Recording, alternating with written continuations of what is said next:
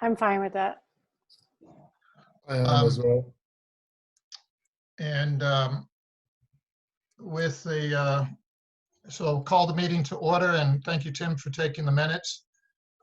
First agenda item is to approve the February and March minutes, which had been distributed. And there were, first on the February minutes, there was a line item that attributed a comment to Peter, and he suggested that maybe it was mine. I didn't recall making them. So my recommendation is to delete the item. I don't think it's particularly important to the overall sense of the minutes. And that was noted in an email. So the minutes, the February minutes that were distributed have been edited in that way. We have a motion for accepting the minutes in February. I move. Peters moves. Andy seconds. All in favor? Aye. Aye. Aye. Any opposed? Unanimous approval. March minutes. The March minutes were distributed, and Sherrod had an edit, which I distributed about an hour ago, changing the words greenhouse gas reduction to zero emissions, which was his comment, and it was important to him, so I agreed that we should change the minutes to reflect his statement. So with that edit on the document that was distributed, any other changes for the March minutes? You know, I haven't seen the change, but I trust the rest of the group. If the rest of the group is happy with it, that's fine. I just hadn't caught up on the latest change. I can explain it, Peter, if you like. Yeah, please, Sherrod. Okay, so the conversation that we had is that the line item there was renewables. The energy sources should be renewable, and I had mentioned that the renewable is not really the correct term here.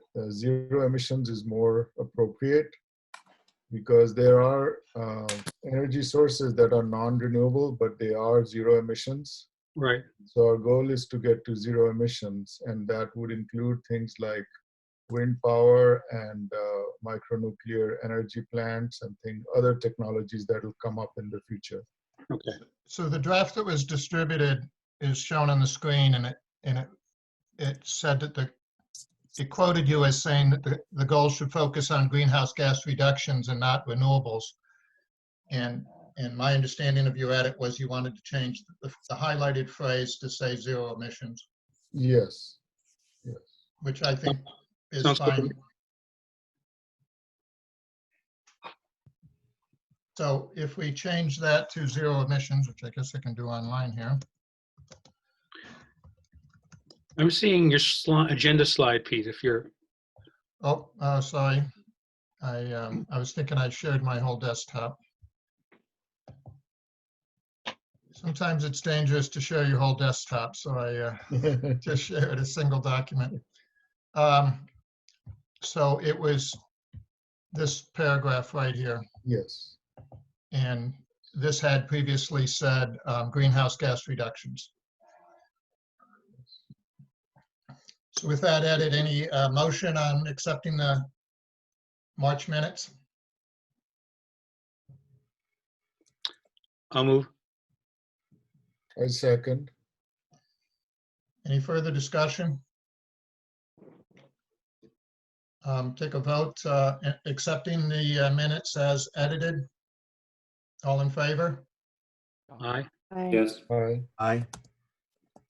Any opposed? Okay, Andy abstains.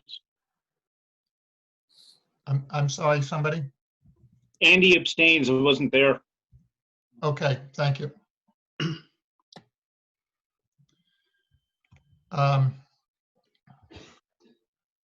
To So back to the presentation. The next topic is the review and approval of the document that consolidated the charter goals and reporting discussions that we previously had. And it is shown on the screen here. Peter, do you have any comments or anything you want to say to lead us through this? Sure, I'll just remind people of the background on this document that last month when we met, the task force considered and discussed 3 separate documents. One was a charter, a draft charter that I had drafted. The second was a draft goals document that Andy and David had prepared. And the third was a reporting structure document that Chris and Amber had prepared. We looked at all 3 documents. We had a fairly robust discussion around them. And at the end, I believe that the task force arrived at a consensus on the content of the 3 documents. There was some overlap among them, and Pete had suggested that we consolidate the 3 documents into one. And I took the assignment to do that. And I circulated a draft to all the task force members back on March 13th. I got some very helpful feedback from both Pete and Andy. And the 3 of us then collaborated to produce the document that's before you tonight, which was circulated to the task force on March 31st. I'll note that there are, I believe, no substantive changes in this document from the discussion that we had at our meeting last month. Rather, it is an attempt to present what we had agreed to in a single document in a format that makes sense and that's readable. And so therefore you'll see the 3 sections. It's entitled Climate Action Plan Task Force Charter Goals and Reporting Structure, with charter first, goals second, and reporting and implementation structure third. And I'll just touch on I think what are the key highlights. Under charter, in the first paragraph, you will see it states the purpose of the task force, which is to create a climate action plan for Westboro, which will dramatically and continuously reduce greenhouse gas emissions community-wide for the next 30 years. And while that's the purpose of the task force, the climate action plan, which we are to create, it states the purpose of that plan is to define a set of actions for the town, which will guide the entire community on a transition that addresses climate change and related issues. If you step down to the goals section, which is on page 2 of the document, there you are. Again, highlight just a few things. The near-term goal is to issue an initial report that includes the charter, objectives, and a work plan by next month. And the goals provide that we will issue progress reports. You'll note in item 7 that we're going to schedule formal updates to the Board of Selectmen, the school committee, the finance committee, and other groups. And on paragraph 9, issue a final plan for submission to the Board of Selectmen by March 1st of next year. Just page down a little bit, Pete, to page 3, you'll see to meet these goals, the task force will meet at least once a month. And that was the plan we agreed to. Under reporting and implementation structure, I think the key points are that we're a direct report to the town manager, and that our access, planning, and reporting to the Board of Selectmen will be run through the town manager. But ultimately, the plan will go to the Board of Selectmen, and the Board of Selectmen will decide whether to improve the climate action plan. It also notes that implementation of the plan is not necessarily our bailiwick, that should be done going forward involving either town government for those things that affect town government, or in other ways that we note in the final plan, but Sustainable Westboro could be an assist in helping educate the community and keeping track. So those are the highlights. Any questions or comments or concerns about the revised draft?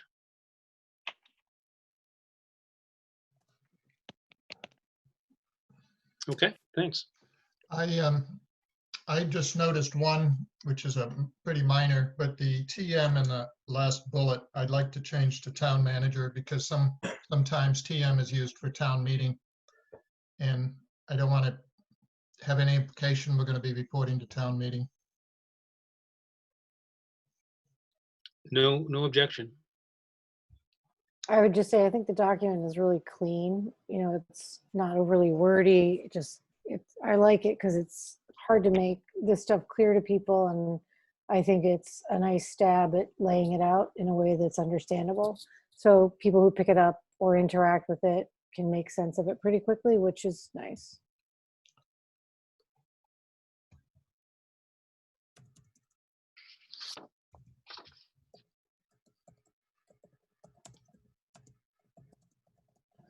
Okay, a motion to accept this as our official governance document.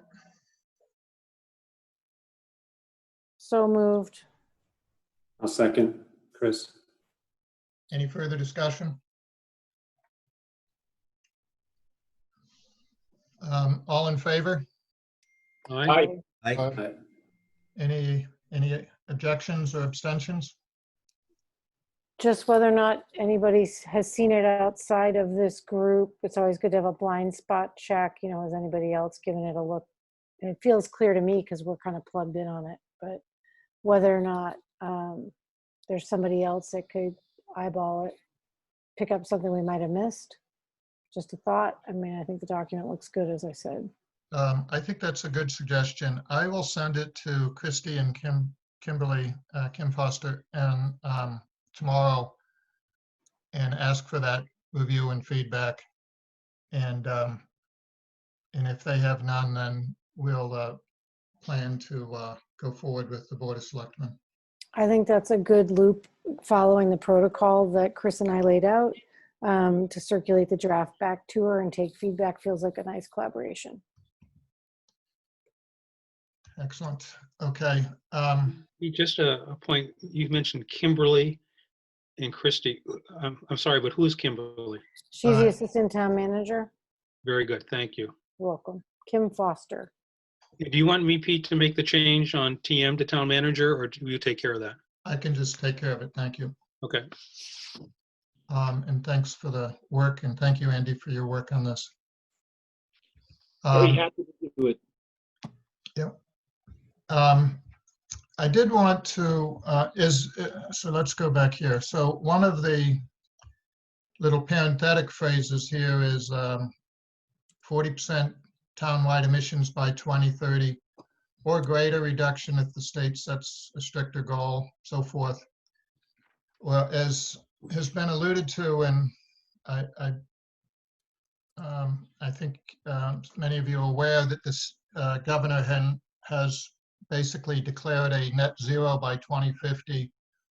And the process they're using for vetting that is playing out as we're doing our work. So in some ways our goal is changing as we're working.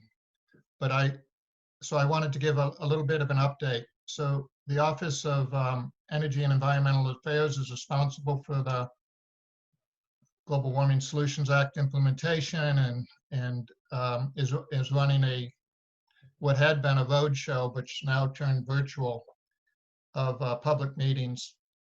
I went to one of them and got the presentations offline, and I can send you links to this. I don't want to kind of go through the entire presentation, but there's a couple of points I wanted to make because it's kind of germane in how we express what our goal is. Can you see my mouse? Yes. Yes. Okay, so this dotted line is to say the old goal was the dash line, 80% reduction by 2050. The new goal will be two parts. One is some percent reduction, and they showed it kind of visually as 90% reduction by 2050. but that's the reduction in greenhouse gas emissions. And then an offset based on the amount of carbon sink that has been demonstrated, such that the balance of those two numbers come out net zero. And kind of the purpose of this road show was not to debate whether we get to net zero because the governors declared we're going to. The purpose of the road show was to determine whether we stick with an 80% reduction or go to 85 or 90% in regard to emissions. But in all cases, the outcome would require a net zero. So for example, if this one looks like it's 85% is the maximum allowable emissions, the one on the far right, I can't get my mouse to show, there it is not compliant because it only had an 80% reduction, even though it had a 20% carbon sink. So key points that I'm trying to make are, I think we're going to be working in a net zero model, but underneath that is also this maximum allowable emissions. For people that aren't spending time studying this, I think having both of those in our discussion is going to be complicated. So I think we should be talking about a net zero, knowing full well that there's these other goals like maximum allowable emissions. I grabbed a couple of other slides just for kind of to help people understand what we're up against here in many ways. These graphs come from an analysis that was done based on the 80% reduction by 2050. And it shows how dramatically, for example, the vehicle conversion from gasoline to battery electric vehicles needs to happen, and the elimination of gasoline as a fuel source. And similarly, in the space heating, the end of natural gas and oil-based furnaces and replacement with electric heat pump technology. And if you can see that the peak in regard to when, you know, we're talking a lot about flattening the curve. There's many analogies here when I look at these graphs of flattening the curve, that we can't allow a greater and greater buildup of gas and oil furnaces or gasoline vehicles, because it just makes the challenge of replacing them more difficult. The last slide I grabbed out of this deck is kind of where are they in their process, because it's kind of germane to our work. They are doing these public meetings, which are going to then drive work they call pathways, which is a modeling term for how do we get to net zero, and sets of policies which are underpinned underneath that. That is going to play out basically on our same timeline. So programs that are already in place, I think we can depend on, but I think there's going to be a new set of programs that are going to be coming out over the next, basically the second half of the calendar year. So this is just kind of background on what's going on at the state level. Any questions on the, so first is, I made an assertion that we should be talking net zero versus 80%, you know, trying to get into this nuanced discussion of minimum amount of emissions reduction and net zero. I think we should convert our language to more of a net zero. What are your thoughts? Do you think we should wait another 3 or 4 months and let the previous work, the state work, play out, or how do you feel we should deal with that? This is Peter. I guess I feel that consistent with the document we just approved, that, I mean, our goals should be aligned with the state goals. And it sounds like the net zero is not yet law. And so I'm comfortable keeping the targets that we have, which allow for greater reduction if the state sets a stricter goal. But it sounds like we ought to anticipate the state will. So in purposes of actually preparing our plan, we ought to be, I think, keeping in mind the target of net zero and how to get there. And then provided that before we issue our report next March, the state officially adopts that as its target in law, that we will have been on target all year as we work towards that, and we can reflect the state's goal as our official report as being our goal too. That makes sense. I'm actually just curious on my basic level where does the sink, like, Whoever's speaking, this is Tim, I'm sorry. your audio is pretty low. Oh, sorry. I was just curious as to the sink. Where and how is the state expecting that we're going to achieve a sink of carbon? I don't, I'm not prepared to answer that very informatively. I think it involves natural technology like trees and man-made technology that in other processes, things like biochar, if you're familiar with biochar. No. Which can be used in agriculture and is a way to sink carbon into the soil. I haven't spent much time reading about them, and I'm kind of skeptical of them, frankly. Other than planting a tree, I get that one, but a lot of the others I'm pretty skeptical, but I'm open to being educated. Yep. But my understanding, this is Andy, my understanding about what biochar is, we don't have enough agricultural land here in Westboro to make that a major item in reduction for sequestration, right? Because it's basically a lot of it has to do with agricultural process, is my understanding.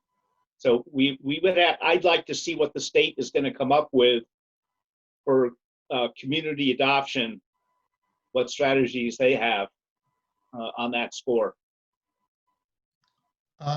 So I think it's helpful to also segregate what we do locally versus what the state programs and policies would do.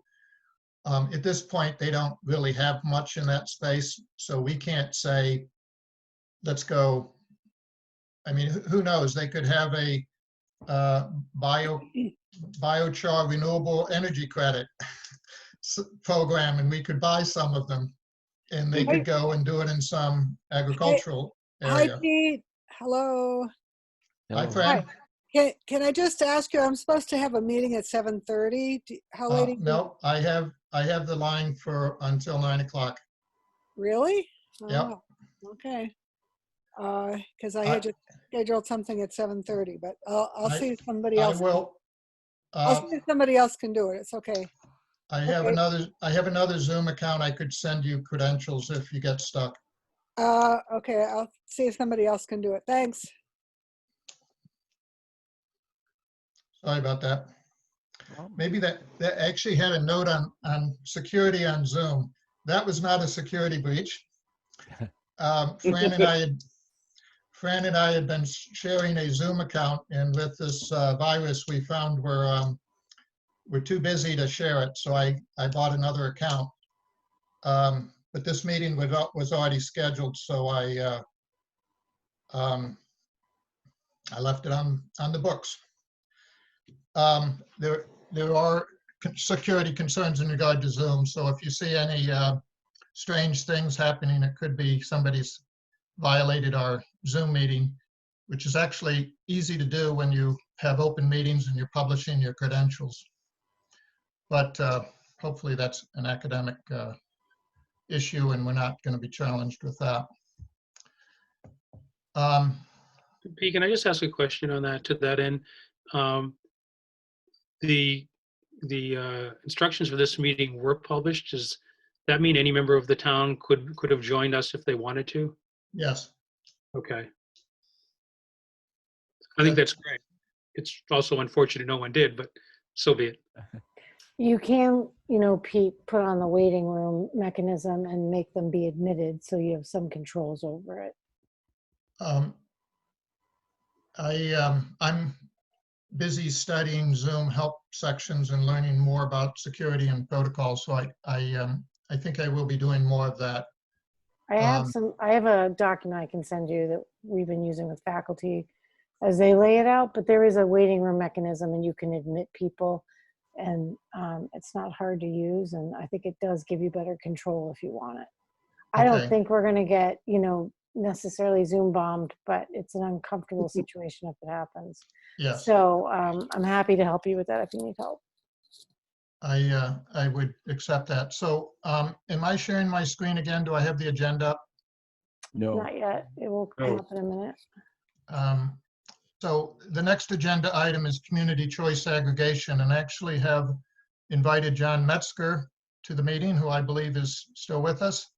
And John, if you want to share your screen, you can take over this part of the agenda. Okay. Maybe introduce yourself. Just a moment here. I get back to where I was a moment ago. Somehow it disappeared. Okay. Okay.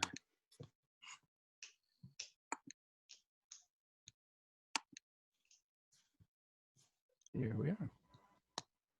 That's not what I wanted. Sorry.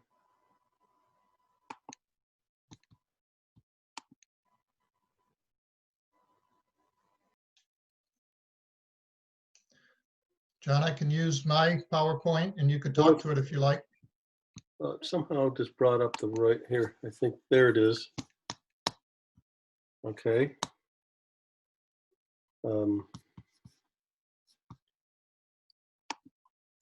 All right. Yes, hi, I'm John Metzger. I think I know everybody here. I've been a member of Sustainable Westboro, and one of the topics we've talked about off and on for over a year is the fact that the town of Westboro, which has a community choice aggregation contract, has had one for 6 years now, is about to have a new one, and we have an opportunity to improve our greenhouse gas emissions by having improved plans. And Pete, myself, and Peter Flynn got together about 2 weeks ago to talk about this because it's a bidding process, and Christy Williams, the town manager, got notified by our consultants that now would be a particularly good time when we should start moving on it. We weren't quite sure of the time, so we got started on this. So I want to run through a quick summary of where we are and where we're going, and see if we can get questions, and we want to end with see if we can get a consensus on a vote to support this approach. So let me go on to the next one. I think I've already said that. John, your slideshow is not showing on the screen. It isn't. Oh. No, I see it. Oh. Yeah, I have it too. I have it. Okay, maybe it takes a second to show up. You should be on a slide that says, I was on slide 2, community choice, Westboro Community Choice Aggregation, CCA. Does everybody have it? I'm on. I have the cover sheet. I have the cover sheet only. Okay, let me. I have the presentation. I see your presentation. Yeah, I see the entire presentation, Yes, but not in slideshow mode. that's correct. That's interesting. Let me get out of slideshow and back in. There you go.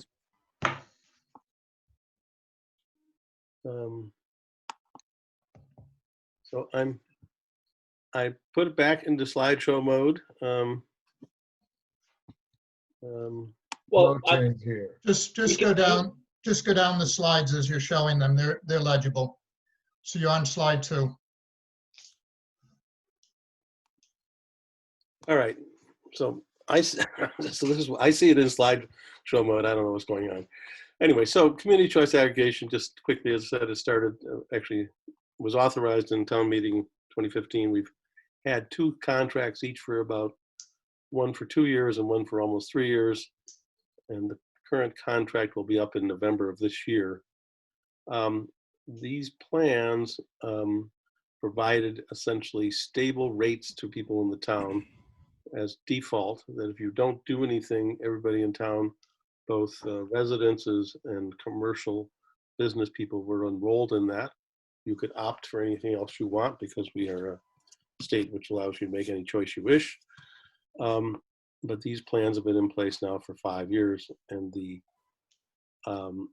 we had an alternate plan, an optional plan, both contracts that allowed 20% more local renewable electricity, that's the good electrons, than the state minimum, and at a slightly elevated, higher price than the basic.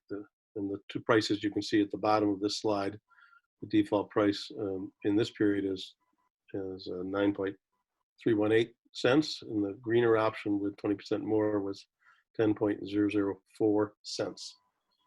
And during that period, the national grid prices for electrons cost somewhere between 10.8 to 13.7. So both plans, the basic plan and the greener plan, were a financial advantage.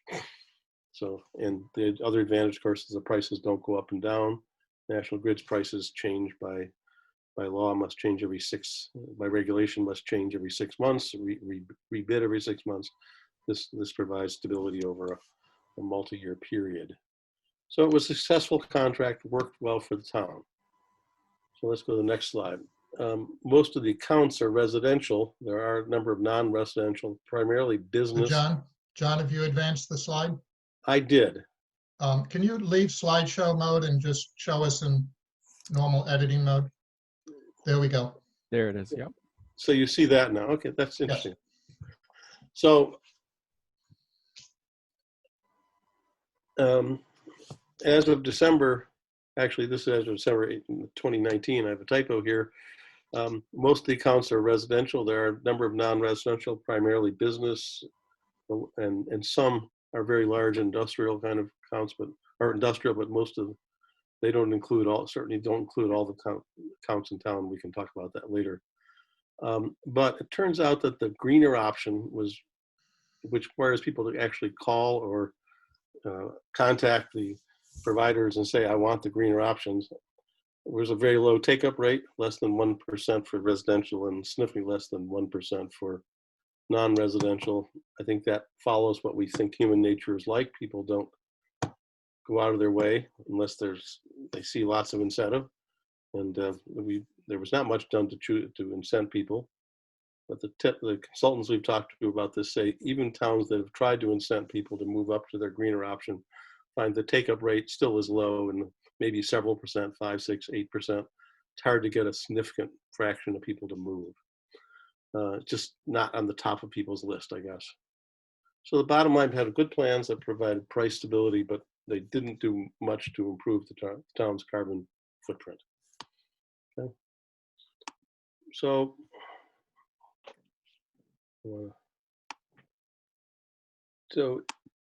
just, this is a slide from the website that you can get to from the town website, talking about the plans, our standard plan pricing and our opt-up pricing. And remember, the 20% additional is formerly known as Massachusetts Class 1 Renewable Energy Certificates, which is the good stuff. And so it's additional to whatever is mandated by current regulations, which is a certain percent that's in even the standard mix. Just going on one more. What we were thinking we want to do for a new contract is change the default plan to having a lot more Class 1 renewable energy than the state minimum. we are not alone in this. Over the last couple of years, a number of towns, or I think there are 20 some odd now, towns and cities have started to do that. Some with 5%, some with 10%, some with as much as 46% extra local renewable in their default plans. And then we understand there's at least two dynamics. There are some people who are very cost sensitive. So we'd like to make sure we provide an option to people to opt down to the minimum renewable plan, which would be a tad cheaper. And we want to provide an option for the more gung-ho of us among us who would like to opt up to get a 100% local renewable plan. And so people can go both ways. We think we have all three, both these up and down constituencies in town. As trying to figure out how much to do, we thought that the right would be to cap it on a cost basis, saying that the overall cost increase for the default over the minimum would be no more than 5%. So that nobody would squeal too loud in particular, and could easily opt down if that was a problem for them, as you know. Okay. So the picture basically looks like this. I think you can all see it. I think this says in a picture says in what I said in words. Sort of any basic questions on this sort of generic proposal? Rather than a single plan that has the minimum with an opt up to 20%, we make the 20% or so the default, and you can opt up to 100 or down to the minimum. We're using 20% as a guess right now. We're not sure based on pricing whether it will be exactly 20%. It could be 25% or it could be 30 additional. We're thinking it's somewhere in that range from the generic information we've gotten from the consultants. I had a couple of questions. Do you Sure. want to wait for the questions till the end, or do you want to? Well, I've got a couple more. If there's anything about it so far that's not clear, then I'll just go quickly to the end. But what I was asking is this 20% additional. Does this mean, just a clarification? This means that this would be 40%, 20% minimum, and 20% additional, so that adds up to 40% renewable. Is that correct? Well, today I think the mandatory today in the state, and Peter might, there's two factors. The traditional factor is called the renewable portfolio standard, which for this year is 16%. There's a new thing called the clean peak standard. Clean energy standard. Clean energy standard, sorry, which actually this year, I think we understand it means it's an overlay on top of that, which means 20%. So yes, it would be in addition to whatever the regulations require. So I think it would get us to an additional 20 would get us to 40%. So it's 20 plus 20 is 40 in this calendar year, but in 2021, the state minimum goes up by 2%. So then it would go to 42%. And then in 2022, it goes up by another 2%. So the plus 20, so it's not 2x the state minimum, it's 20% more than the state minimum, which is on a ramp. Okay. My guess is you're going to talk about what's the cost differential between the 100% and the 40%? Yes. We'll give you estimates, and we'll talk about the process, and we'll explain why they're currently estimates. Yeah, that sounds good. Okay. So if we use the rates in the current contract and pretend that the plus 20% option was the default, the current rate for electrons would have been 10.004, with the minimum being 9.318. Doing a little fancy arithmetic, the 100% renewable turns out to be 12.062. When you do if you do the arithmetic, you won't come up with quite that number, because our 20% renewable had some non-class 1 renewables in it, which we have to back out. They bought renewable certificates for West Texas wind or something, but this gives us the rate. So if anybody really wants to see the detailed calculation, we're glad to do it. But the point is, we're guessing that that the rates then for the new bid will be somewhere in this neighborhood, probably somewhat higher, but not a huge amount higher. And this will give you a sense of the prices. The default rate would be in the 10 range. The lower rate is about 9.3, 9.4, 9.5, and the 100% would be in the 12 plus cents, 12 and change cents per kilowatt hour. And the current National Grid basic rate is today, or for this year, I think it's an average of the 2 times for this year is 11.934.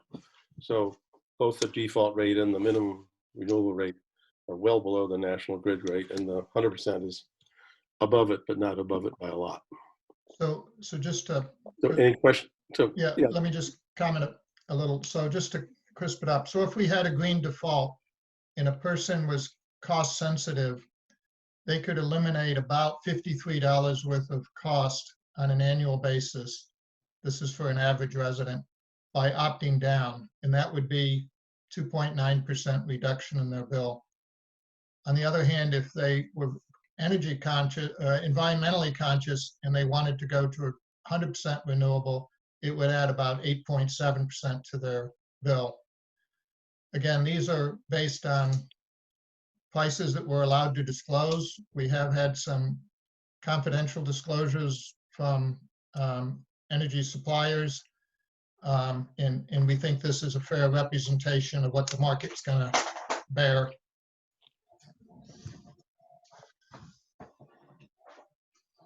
Does this answer your question, Sharad, on the? Yeah, one question I had is, so we have a 20% slab, a 40% slab, and a 100% slab. And I'm thinking the jump from the 40% to 100% is pretty steep in just the goal. I was wondering if there's another slab for like 80%, which would be. you're suggesting we shouldn't have a goal of 100%, we should have a goal of less than that? No, I'm saying at least we should have another option for 80% if that's feasible. So on the previous slide, you'd have 4 options instead of 3? Yes, that's what I'm thinking. Because all the discussions that we are having, you can see that going 100% renewable is a challenge, but 80% may not be so bad. Well, first let's look at a cost basis. We're talking this case, if the opting down saving 20% is $53. Opting up with the additional 60% would be about $159, $160 a year. So it's really, on a percentage of, there is a trade-off, Sharad, in what you're suggesting. Mm-hmm. One of the challenges is putting a communications plan and an awareness plan that this gets rolled out in a way that people understand their options. Right. And particularly concerned about people being able to opt down if they're very cost sensitive, and that $53 or whatever the number turns out, 58, 60, whatever the number is, becomes a concern to them. Any cost increase is a concern. So we need to make it, I think, very simple. And I think part of the problem with this for average residents is it's not simple, and they get phone calls from people and they get door-to-door salespeople and stuff. So I think it's important that we keep it simple. So I'd be against going to 4 options.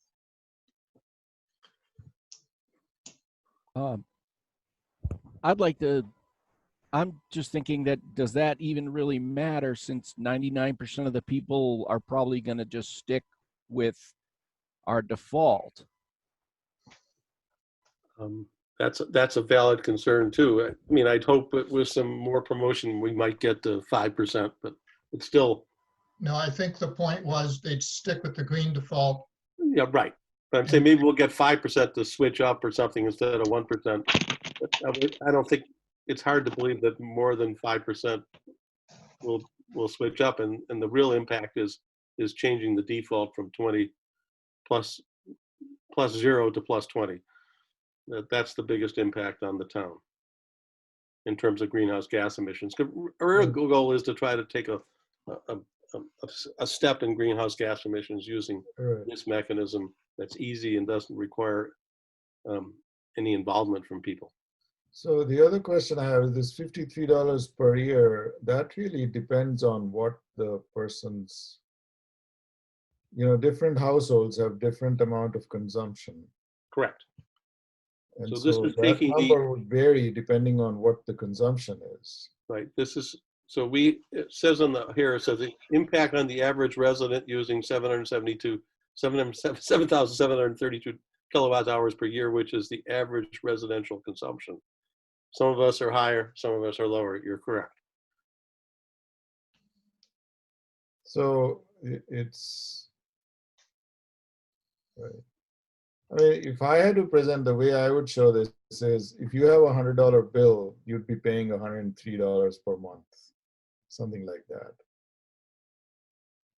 And that would allow people to scale. I mean, the 3% says the same thing, but it kind of gives people an idea of, a round number per year. So is sort of not a good representation in my mind. So I think the steps of the process is to, John, can we go on to the next slide and let's just talk through what's in front of us? Yeah, let's do and that. then Sharad will come back to the education piece. Okay. Do you want me to talk to this, John? Well, either way. Go ahead. Go ahead. So the process is really run by the town manager.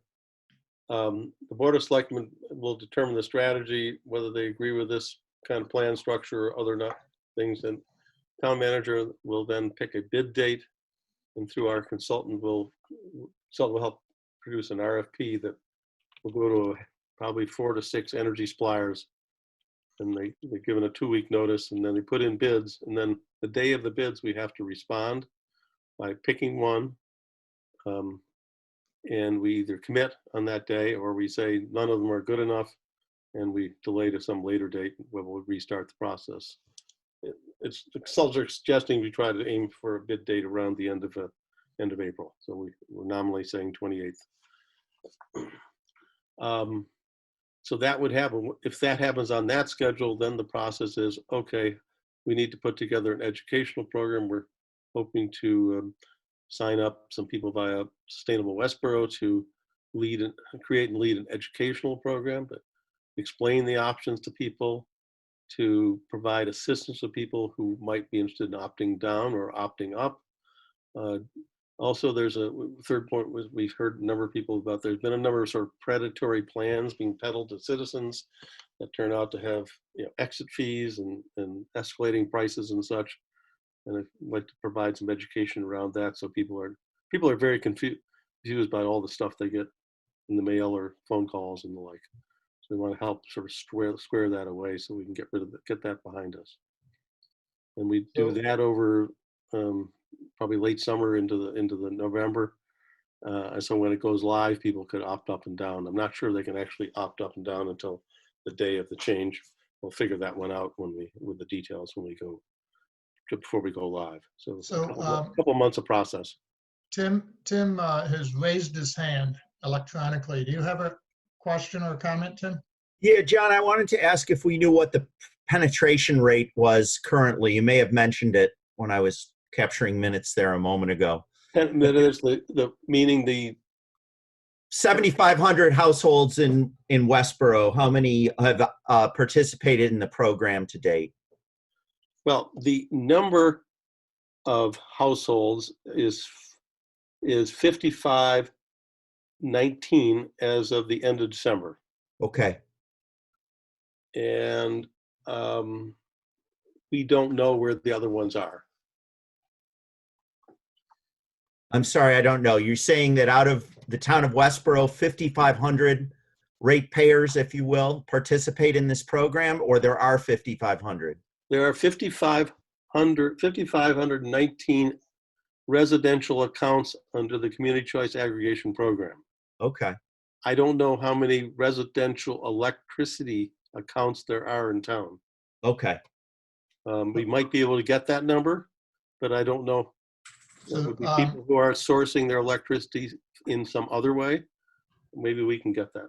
The master plan committee guys reported 7,500 households. So we're at, some 75% penetration with community choice aggregation among households. I don't know, for example, well, okay. Yeah, there may be some counting issues in small, I don't know whether all multifamily apartments have separate accounts. Many do, but maybe some don't. There may be, I don't know whether really we're missing about 2,000 and have 2,000 gone someplace else. 2,000. We don't know the answer. We don't know. That's unknown at this time, Tim. Yeah, no, that's great. I mean, that answers the question. I mean, it means that we have, my main point, the point after the question is just that we need to do, this is going to need to be a big part of our education and awareness. And I see that Sustainable Westboro will lead education. I think we need more proactive efforts, both for the people in the program to present the option for them to be more carbon neutral than they are currently. And, and also then try to sign up those that aren't. So it's perhaps just a cheerleading point, but I think that through active communication about what we're doing, you really present homeowners with more clear choices about being more carbon free, and also demystify, Pete, to your point, make it as simple as possible for people to understand this, because they are getting these offers in their in their national grid bill all the time. So to pull this together, the Sustainable Westboro as an organization doesn't know they're going to get signed up for this. I've kind of alluded to it in some emails. So I'm going to be driving a meeting. I'm going to be conducting a meeting with them and encourage them and ask them to sign up to do this. I believe they will. I hear suggestions for education, which I'm happy to pull into that process. I think we should have capture all of those into education program, how it's best communicated. Is it a dollar level, or is it a dollar bill with a little 3% hanging off, or whatever the imagery is most compelling. The question in front of us today is, do we want to have a green default? And John, if you could go to the next slide. Yes. So I have one more question. Sure. If I may. So it says the bid date is expected to be April 28th, and Westboro will respond by close of day. So is Westboro obligated to respond? If we get the bids, do we have to respond the same day? Yes. Yeah. So if they're same day bids, they have to be accepted or rejected by end of day. We've been told that the markets are volatile and the prices change every day. And so when they give you a price, it's good for that day. Okay. They don't necessarily change a lot, but they want to protect themselves because we know there are things could cause at least some markets to change dramatically one day to the next. Which really means that whoever is representing the town needs to be well prepared and well versed in what the kind of variations there are. So we have Peregrine Consultant providing that information to us, and John and I and Shelby and Kim Foster and Christy Williams met with them and went through the market analysis and so forth. So I feel we have good advice there. So the key point for this Climate Action Plan Task Force, a couple key points. One is, this is a very tangible, clear thing where we can, I think, have a measurable impact on our greenhouse gas emissions, and do so relatively quickly.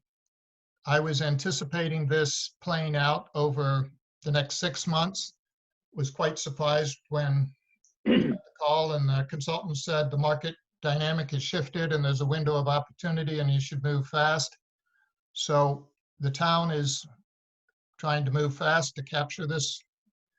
The shift in the market was not in the renewables, it was in the commodity ISO New England electricity.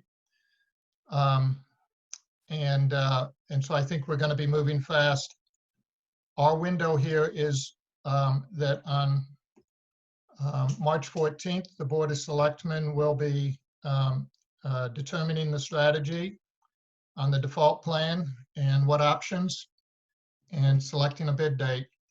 So I would like to make a proposal, make a recommendation to the Board of Selectmen for the importance of this from our perspective.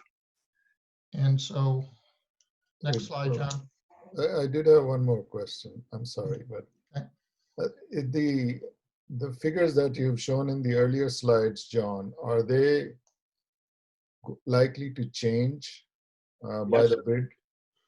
By a few tenths of a cent, tenths of cents. Okay. I mean, these prices, we've seen historical figures about these prices, and they do go up and down. But by right small now, amounts. And they were quite a bit higher several months ago, and they're down close to the range of prior contracts, but not, and that's felt by the so we're hoping to get something in that range, but there's no guarantee. One thing we didn't articulate was that in the prior contract, the service provider that bid the contract had a bidding error, and it was an error in Westborough's favor. In fact, they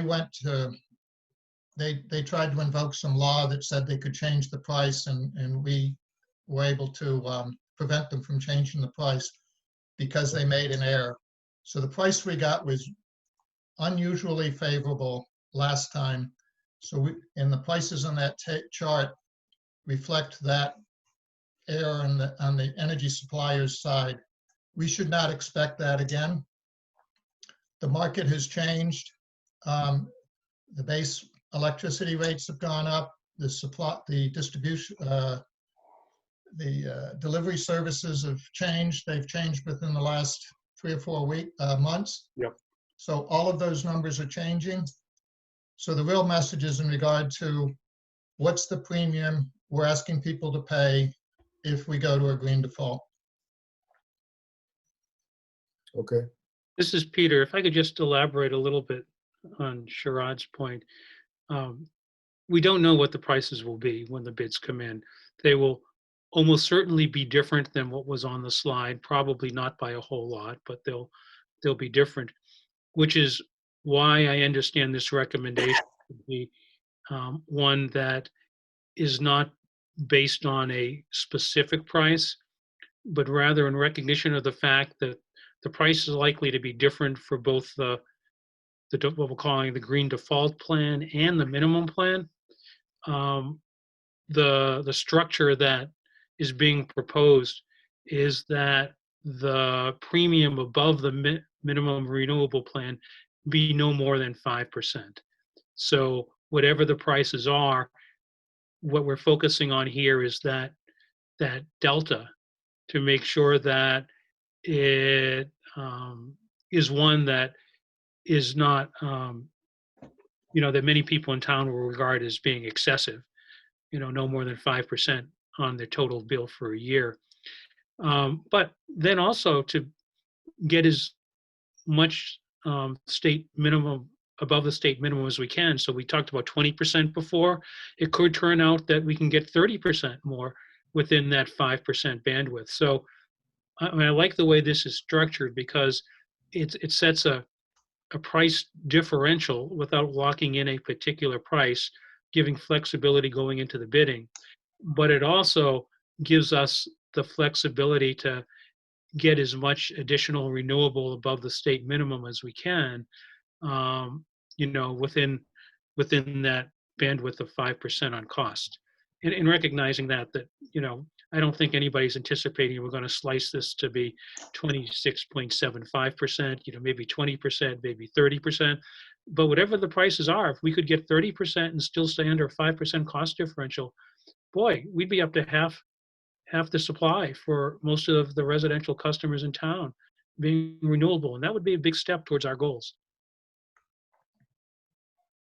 I agree with that, Peter. The concern I have is that if the numbers that we finally get, so we take these numbers and go out and present it to the community, my Cote group comes to mind, and so on. There are other organizations as well. So we go out with these numbers, and then everybody's prepared for something, and then the numbers we get finally are different, and that. But we're not going to present these numbers outside of these groups. This is for discussion only. I think the only thing we would talk about is whatever the accepted bid prices are. So how is the education going to take place then? Well, remember, we're going to make a decision either if we get acceptable prices in April. If the meeting is in April, we do it, we'll lock those prices in, and those are the prices effective November. So we know what those are, so that would be the locked in contracted prices for the term of the contract. So they won't change, and we can make our educational materials based on known prices. Okay, that makes more sense. All right. This was an illustration using the best available public information we had without having gone through the bid process. Okay, I'm good. Tim, do you still have your hand up, or? Well, can you hear me? Yeah, just speak up when you have something. Okay, so I would make a motion at this point that the task force recommend or support the Board of Selectmen support a green default option in the new contract negotiation. So there's a proposed motion that we drafted, and it's on the screen if you can see it. And I'll make reference to that in a minute. So maybe I'll rephrase. I'd make a motion that we support this proposed motion as worded in the slide. Peter, I'm happy to second that.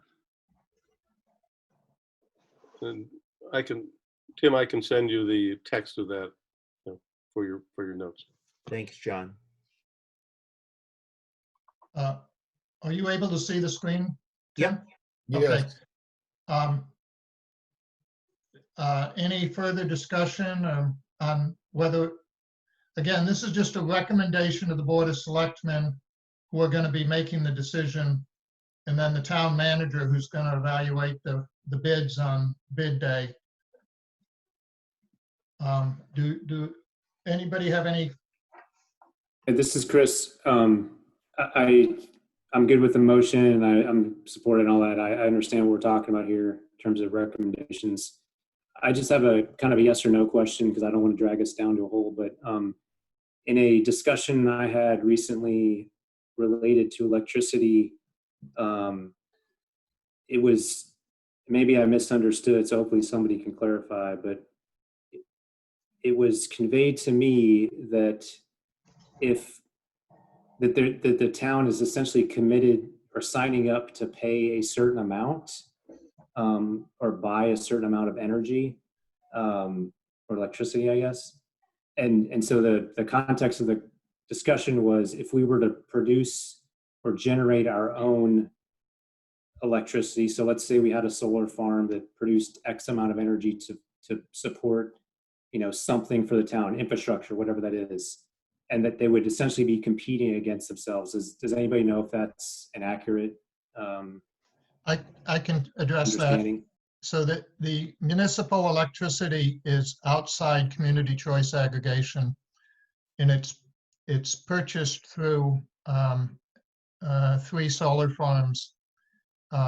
Jim Harvey's on South Street, Leicester Solar Farm, and the solar farm that's at the wastewater treatment plant.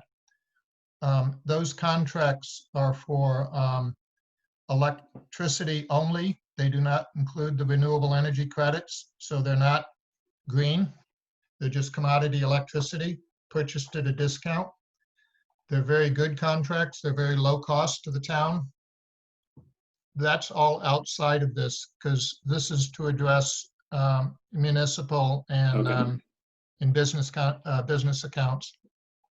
Got I'm it. sorry, residential and business accounts. Thanks. So there is a related question. What happens to people who already have solar systems on their homes?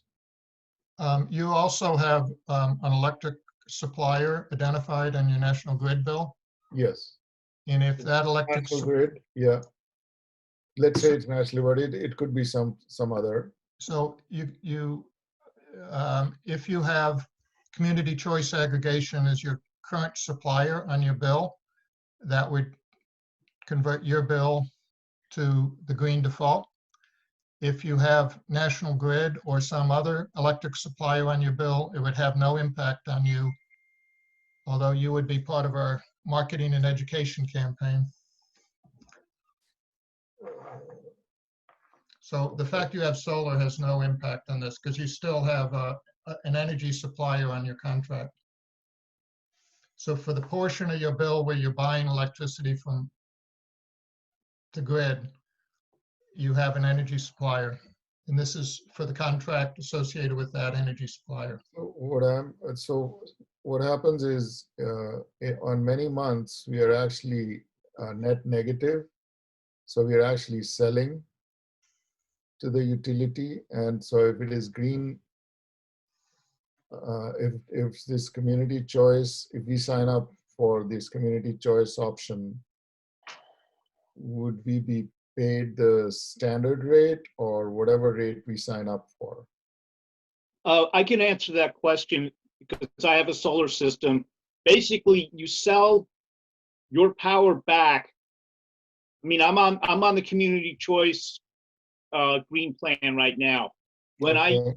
I have months where I consume more energy than I produce, then I'm buying it at the community choice price. If I'm selling my electricity to National Grid, they're paying me a market rate for that electricity that I sell to Could be them. buying from someone and selling it to someone else? I sell my excess production back to National Grid. But you buy from community choice? Yes. Can I time out on this? Yeah. go ahead. We're an hour and 15 minutes into the meeting.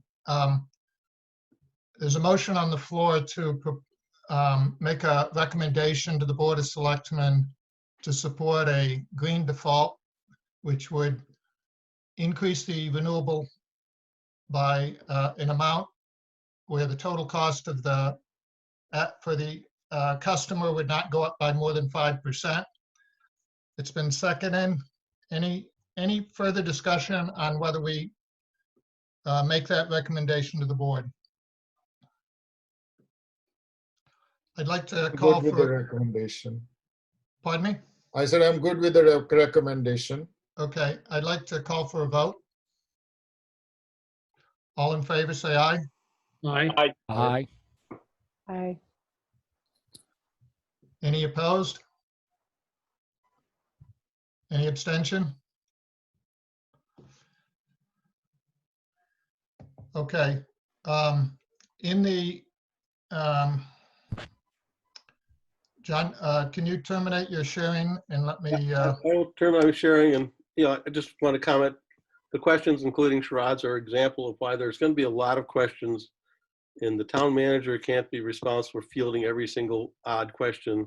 So hopefully we can sign Stanley Westboro up to help field both the expected and the unexpected questions, so people will feel comfortable with what we did.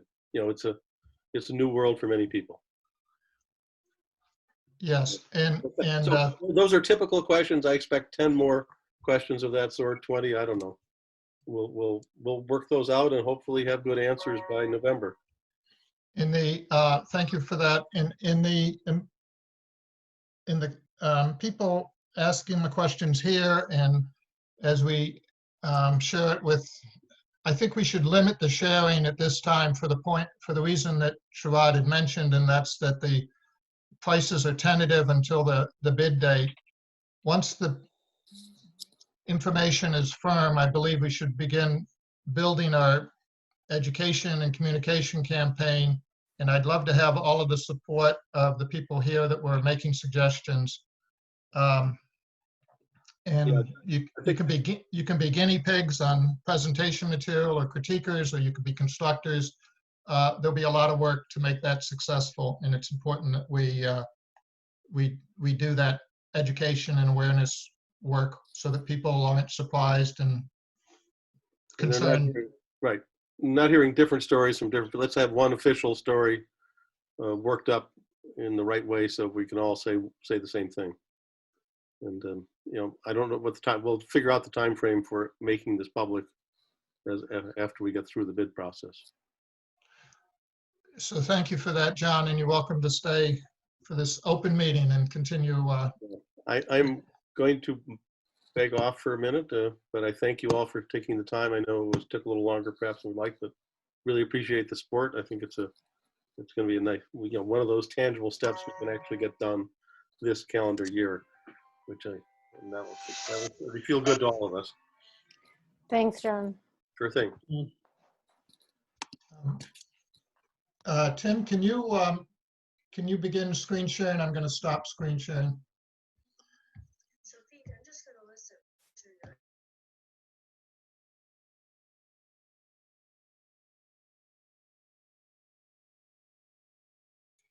So hopefully folks can see an Excel file. A nod anywhere out there? Yes. Yep. Okay, good.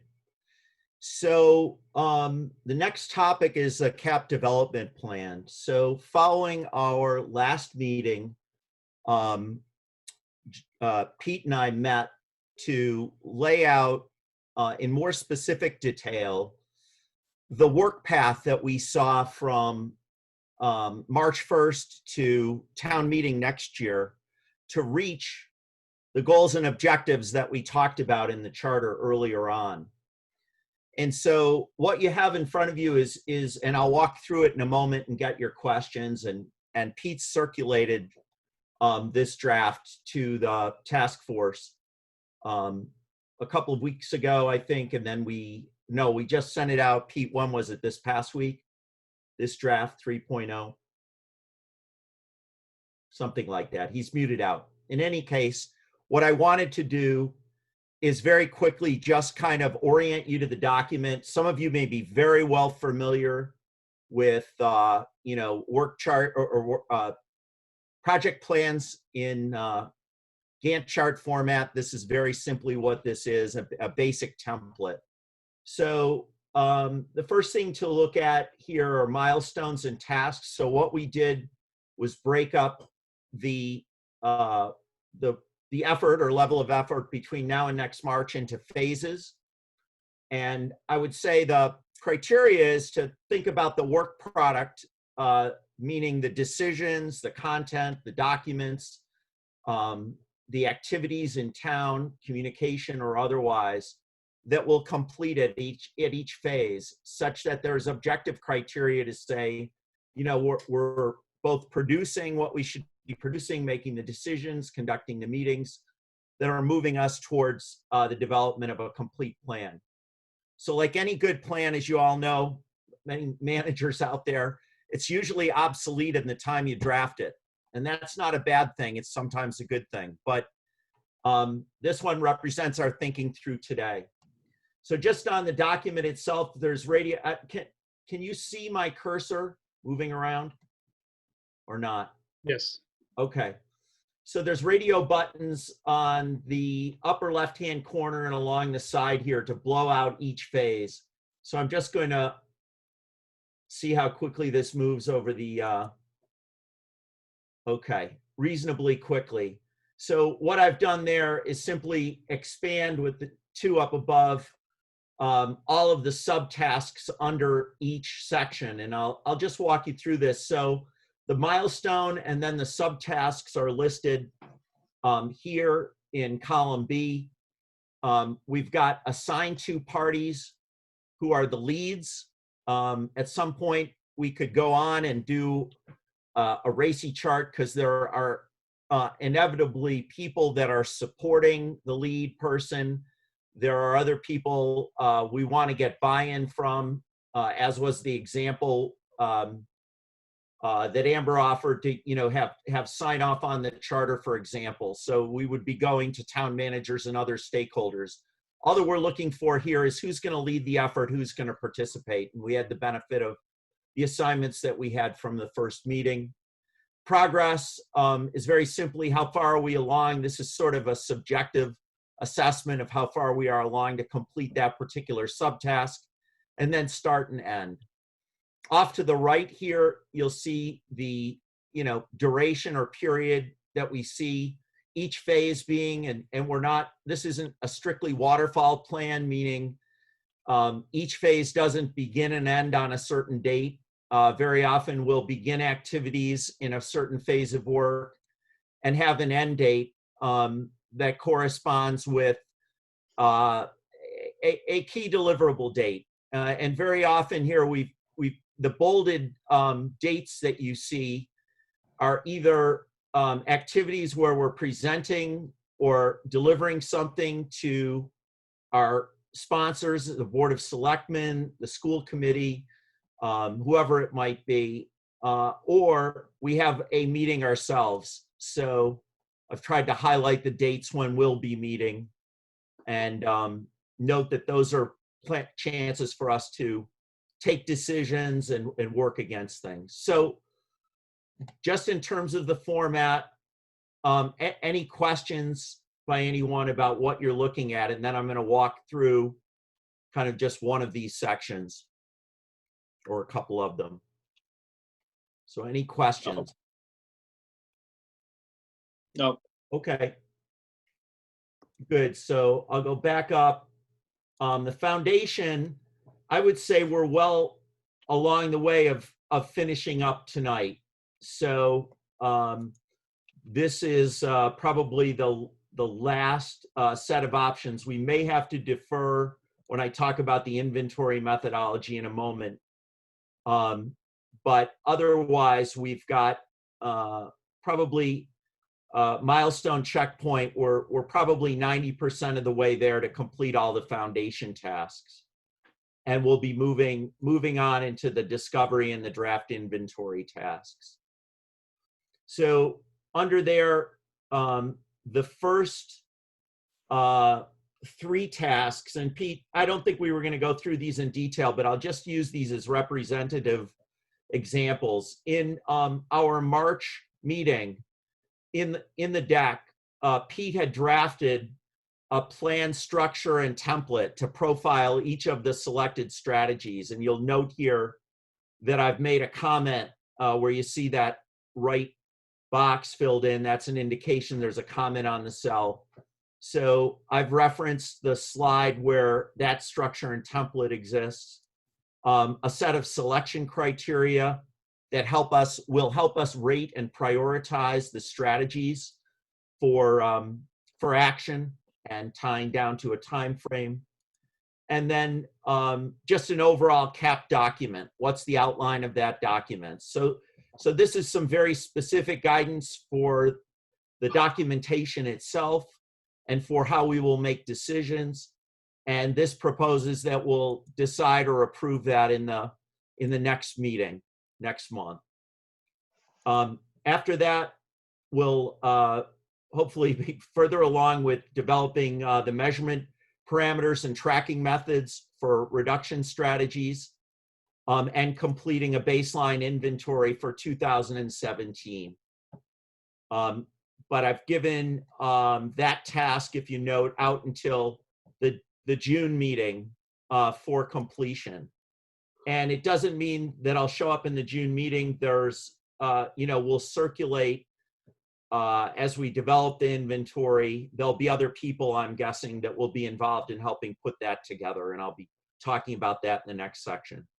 The big thing, the big body of work and level of effort, and one of the things I might have said is that, as you know, each one of these subtasks doesn't represent equivalent levels of effort, right? Some things are as simple as a review and a sign off. Other things will represent, hundreds of hours, or at least many hours collectively by the task force. So this is one of those that's key in this next phase of work, which is developing a pool of strategies that we can choose from. And Pete will talk about that next when we finish just this discussion of the plan. Also developing a community awareness and education strategy for the climate action plan. So that's, you'll see TBAs throughout, which is to be assigned, where I felt like all of the task force members would be involved. I've indicated and all, but the dates and the specificity, obviously are, the dates are actually good throughout for every phase. So everything stacks out to deliver the work by next March. And, I expect that each, certainly no less frequently than each committee meeting, I'll be updating the plan for us and be reaching out to people in advance who own various tasks to see where they are with completion, any obstacles, those sorts of things. So be happy to be our kind of plan monitor and steward. So that, I think I'd stop there and just take questions again. Pete, did I cover off there what you were hoping to have me cover? Yes, thank you. And thanks for the work in putting this all together. Sure. Amazing. Lee Emery, by the way, has called in on my cell phone and is listening through secondary technology. Right. So we'll have a lot of,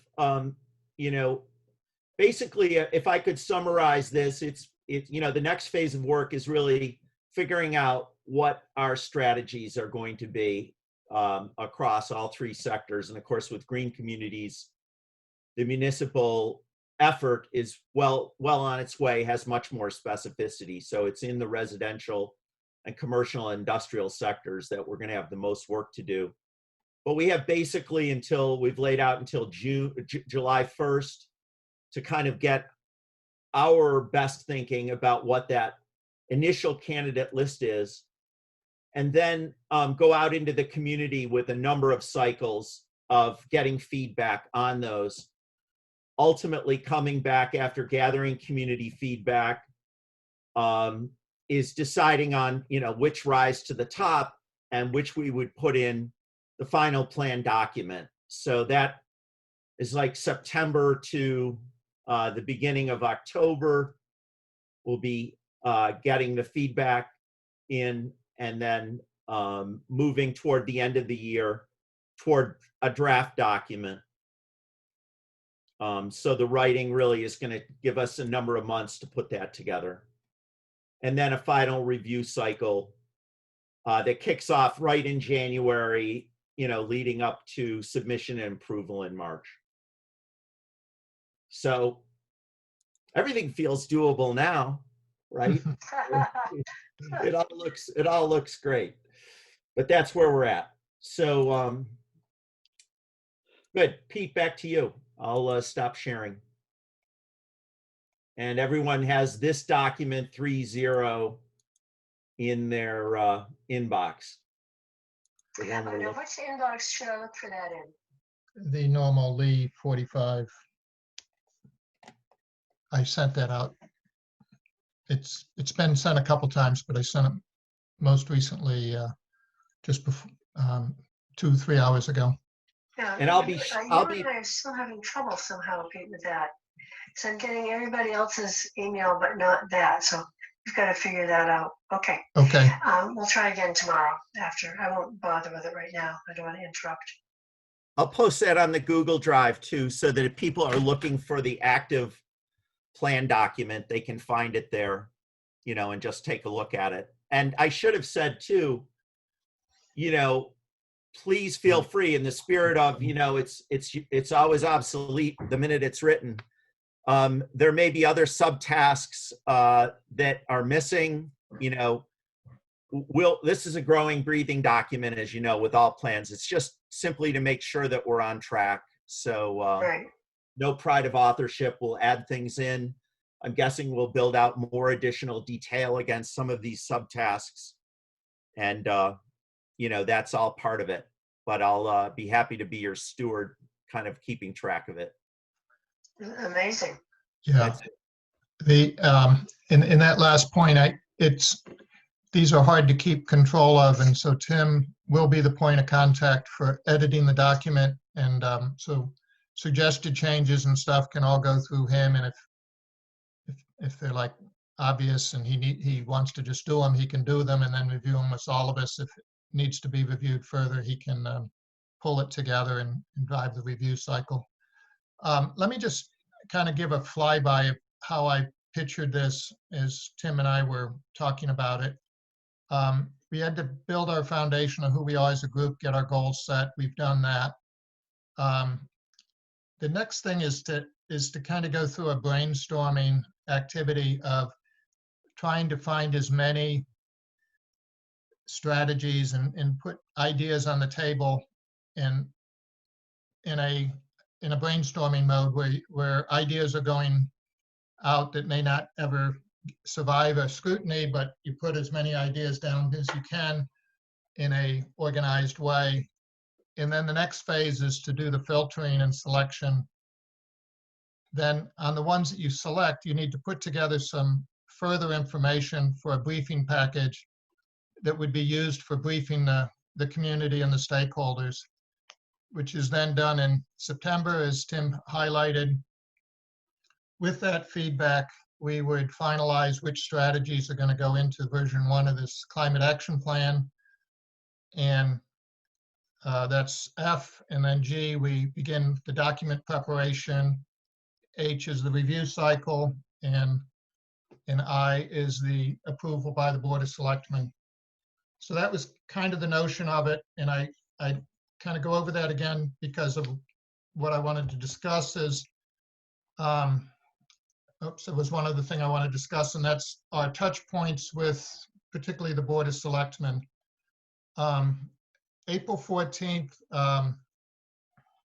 I would like to present the document we just approved and to distribute this version 1 of the work plan to the Board of Selectmen, to Christy and Kim, and begin making this a public record. And that would be our kind of first formal report to the Board of Selectmen. Right. July 6th, we will have gone through our brainstorming and filtering process and come up with our candidate list of strategies, which we're going to bring back to the Board of Selectmen. Before we invest more time, I want to also distribute that, particularly to the Board of Selectmen and Christy and Kim, and do that in advance, just with an email. We don't have to go back and have a formal presentation, but it's a notification. Come back in September, where we actually present that to the Board of Selectmen, and we present it after having put together our briefing package that was mentioned earlier. Right. And then we do the broader public hearings and Finance Committee and whomever else, Chamber of Commerce. We filter it and come up with the final strategies. We then repeat that process of notifying the Board of Selectmen of which strategies we're planning to put in the final document. And then come back in January to present the first draft of the complete plan to the Board of Selectmen. That gives us When is that, Pete, again? January 12th. Okay. And that gives us 6 weeks for review with the Board of Selectmen of the complete document and all the other stakeholder groups. And such that by the end of March, which is our goal, we will have cycled the complete document through a broad set of stakeholders, edited into final form, and ready for submission on March 1st, which I believe March 9th is the first Board of Selectmen meeting in March for approval. So those were the touch points I wanted to highlight on the Board of Selectmen. And sounds good. um, And I think I already asked us to put on the agenda for the 14th. um, I copied you. Did you see that? We can follow up. I have, I sent it to you and Christy and with a package of information, because the Green Communities Program also has an update, and I wanted to put this climate, what is it, the CCA, the Community Choice Aggregation, all of those into one discussion with the board. Right, right. So I think we're on the agenda, or we will be on the agenda. Yeah. But you and I can follow up tomorrow and make sure that all of that is organized. Yes. So again, as Tim queued up, we got about 20 minutes left. I want to go through some more here and give Tim some time on the data in particular. We need to develop this pool of strategies, and as Tim said, that's a big block of work. And I tried to think about how to divvy that out and so forth. My first thought is to use this matrix, which I presented at the previous meeting, of types of greenhouse gases, sources and sinks, and then vertically is the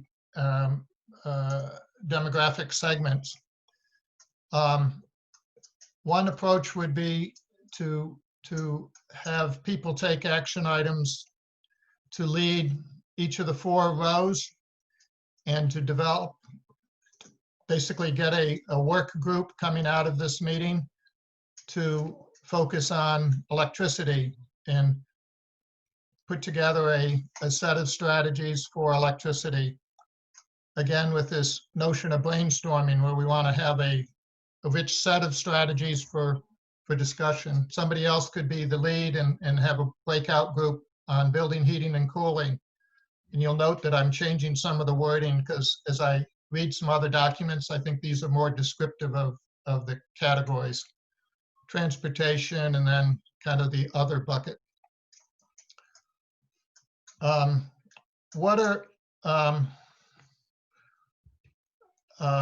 have some other stuff here. I'm going to go through it quickly. Hopefully it's additive and not distracting. The state uses these 4 pillars when they do their pathways and policies buckets. This is another way to cut the analysis. We have developed a good working relationship with the NATIC organization, both the sustainability coordinator and the sustainable NATIC.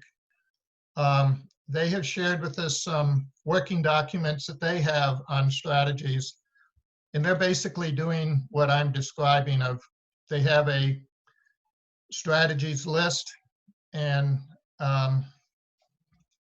let me see if I can pop over to this. So they had a plan for a strategy summit. We're going to drive this process and have stakeholders outside their sustainable NATIC organization. And they have all these different programs, like incentivize building owners to transition to efficient electric heating, retrofitting buildings, etc. They had a taxonomy that they were using. I will share this through the Google Drive. Note that this is confidential. They asked us to not distribute it, in part because it hasn't been distributed within NATIC. It's an internal working document for their process. But they've been a kind of a willing partner in sharing with us their practices and stuff. So one model is to use the, where am I?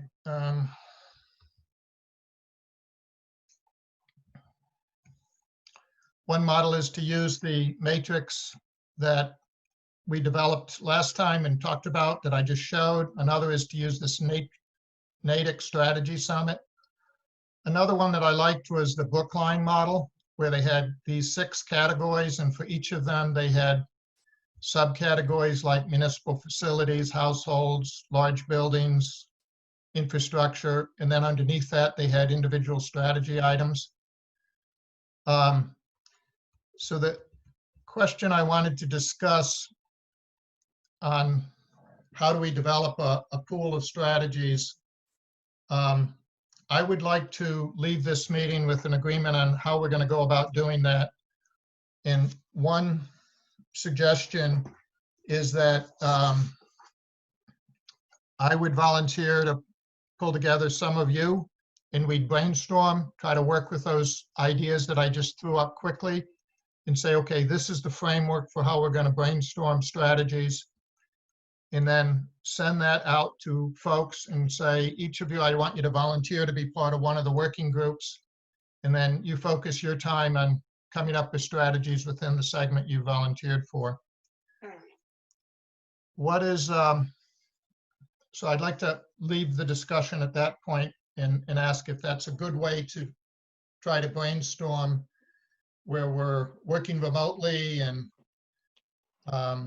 we can't deal with that. Everybody can't deal with every topic. Should we try to break it down that way? Well, I just maybe missed it. When you say working group, that's not a subgroup of us, but trying to pull people in from the community to do the working group?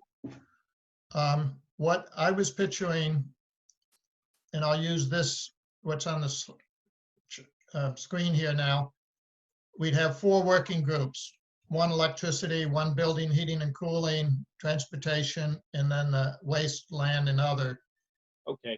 And for each of those, one of us would be identified as the lead person for that working group, and other people would volunteer to be part of that working group among us, and they would go and develop 10 to 20 strategies within their horizontal row. And it doesn't need to be vetted down to the nth degree. It's kind of at the level of detail that you see on this NATIC. Require existing buildings to reduce energy emissions over time. Because later in the process, we're going to have to get more quantified and Okay. specific, but it's to get it started. It's how do we brainstorm to come up with a list of things we think we should focus our time on before we get into a lot of detail. I would So say, your proposal is that coming out of tonight, you would pick or accept volunteers for a smaller group, which would then designate people to lead the 4 streams, or no? I'm not quite sure. Yeah, I can hear, I'm confused. There's two. If you could give an example, Pete, because unfortunately I can't see anything. Yeah, so. But if you could give an example, that'd be helpful. So there's 2 options. I can either tell you all, I think we should have 4 working groups and they're the 4 rows in this chart, or I'd be happy to work with other people if they don't think that's the right structure. And over the next week, we decide how many working groups and what are their titles and stuff. When that work is done, either by just acclamation that these are the 4 groups, or after somebody else and I go and work on it, we end up with a set of working groups, let's say 4 or 5. And we email out, please volunteer for one of these, and please volunteer, make clear if you're willing to be the leader of that group to help organize it. So that group, give me an example of what one of those groups would be. Electricity. Okay. Building, heating, and cooling would be a second one. Transportation would be a third one, if we are using this matrix that's on the screen. But others may find this matrix doesn't speak to them. It's not structured the way they're thinking about the problem. So I wanted to open that opportunity that this isn't the right structure. Pete, I was just going to make a comment as people are considering that too, that in talking to Leo in Natick, he just made the point, there are no new ideas. Now that may or may not be true, but there's a school of thought for all of you that have reviewed the work of other towns in all the documentation we've pulled together.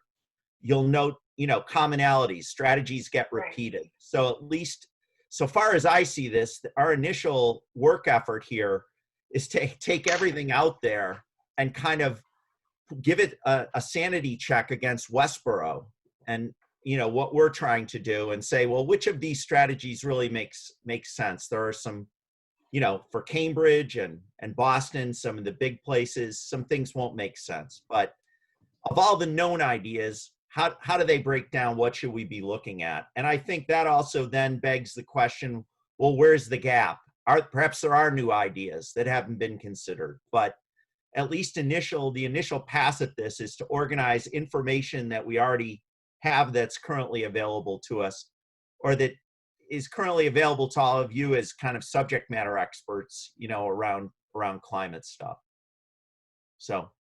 Yes, thank you. That's helpful. Yeah, I think so too. In a key thing you said was organize the stuff. And so what I was focused on was, is this enough organization that we can say we're going to have 4 groups and we just charge off and try to go through all the different town plans and go through the Natick document, and if it's in your sector, in your row, you can pull those ideas together, give them the same kind of look and feel so that we can compare them. And that's how we begin creating this pool of strategies.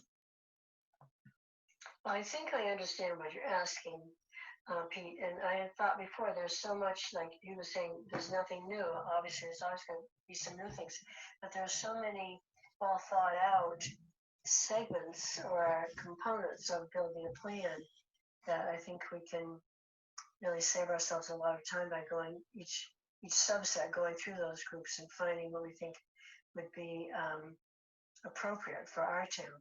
Yeah. So I would just chime in. It looks like you have 2 decisions for us to make. The first being the structure of your choices. And we were flipping through those pretty quickly, Pete. I mean, the other 2 plans offered, I mean, it looks like the choices of how they were sorting. Yeah, we're 3 different choices. I guess I would defer to the broader experts in the group to look at those 3 choices with you and just settle on the best sectioning.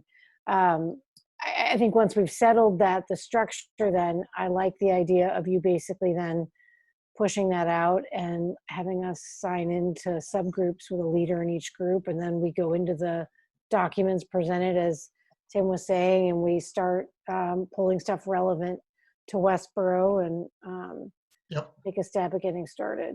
So I'd like to propose that we use these 4 subgroups.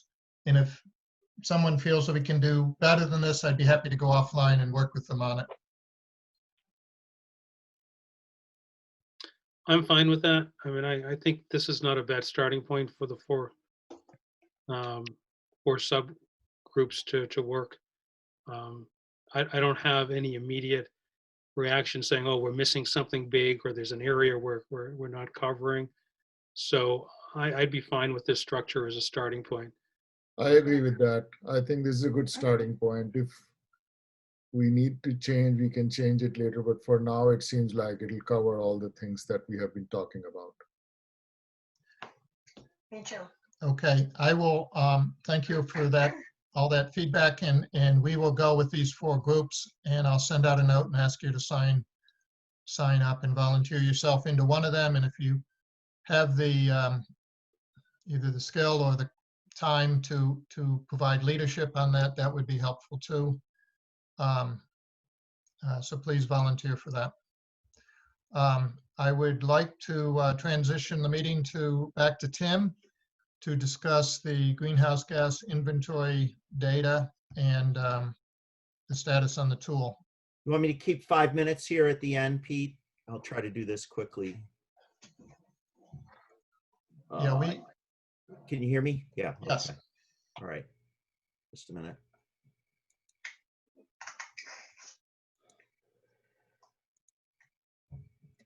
So, let's see, measurement status.